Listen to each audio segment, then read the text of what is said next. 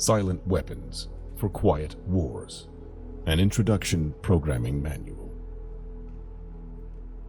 Time flow relationships and self-destructive oscillations.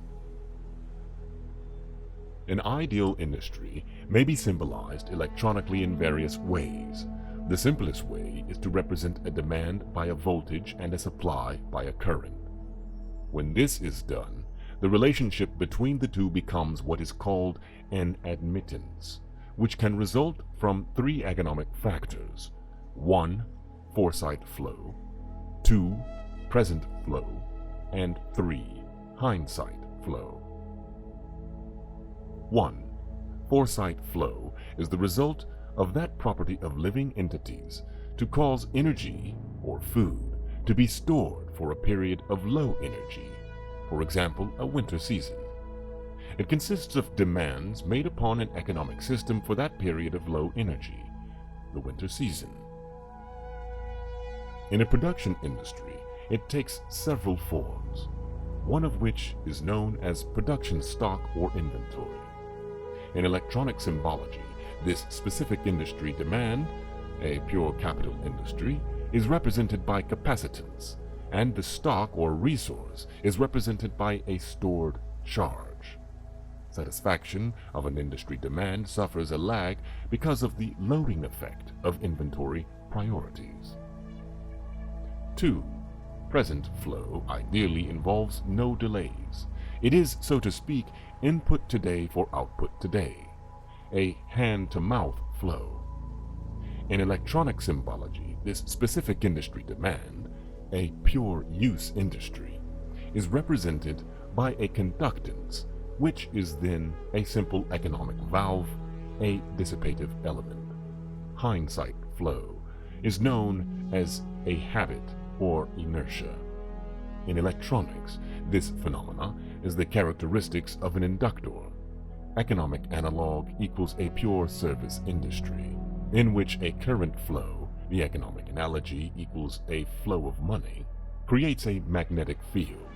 The economic analogy equals active human population, which, if the current flow of money begins to diminish, collapse or war to maintain the current flow of money or energy. Other large alternatives to war as economic inductors or economic flywheels are an open-ended social welfare program, or an enormous but fruitful open-ended space program. The problem with stabilizing the economic system is that there is too much demand on account of 1. Too much greed, and 2. Too much population.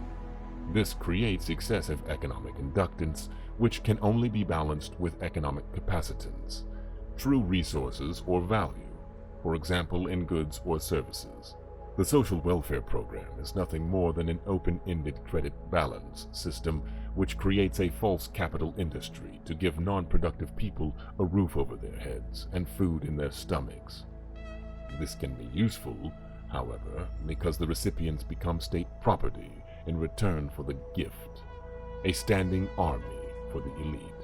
For he who pays the piper picks the tune. Those who get hooked on the economic drug must go to the elite for a fix.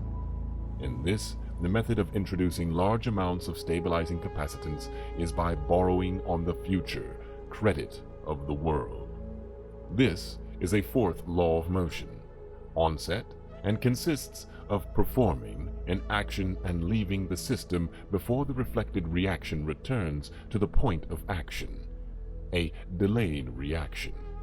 The means of surviving the reaction is by changing the system before the reaction can return.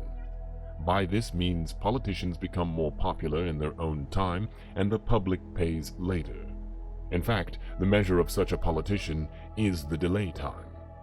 The same thing is achieved by a government by printing money beyond the limit of the gross national product, an economic process called inflation.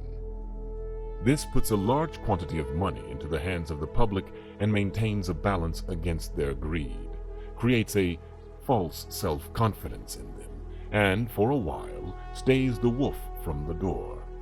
They must eventually resort to war to balance the account, because war ultimately is merely the act of destroying the creditor, and the politicians are the publicly hired hitmen that justify the act to keep the responsibility of blood off the public conscience. Look at that. Yeah, this is a much better book than I thought it was going to be. See section on consent factors and social economic structuring. If the people really cared about their fellow man, they would control their appetites, greed, procreation, etc., so that they would not have to operate on a credit or welfare social system which steals from the worker to satisfy the bum. Since most of the general public will not exercise restraint, there are only two alternatives to reduce the economic inductance of the system. 1. Let the population bludgeon each other to death in war, which will only result in a total destruction of the living earth. Or 2. Take control of the world by the use of economic silent weapons in a form of quiet warfare, and reduce the economic inductance of the world to a safe level by a process of benevolent slavery and genocide. The latter option has been taken as the obviously better option. At this point, it should be crystal clear to the reader why absolute secrecy about the silent weapons is necessary. The general public refuses to improve its own mentality and its faith in its fellow man. It has become a herd of proliferating barbarians, and, so to speak, a blight upon the face of the earth. They do not care enough about economic science to learn why they have not been able to avoid war despite religious morality, and their religious or self-gratifying refusal to deal with earthly problems renders the solution of the earthly problem unreachable to them. It is left to those few who are truly willing to think and survive as the fittest to survive, to solve the problem for themselves as the few who really care. Otherwise, exposure of the silent weapon would destroy our only hope of preserving the seed of the future true humanity.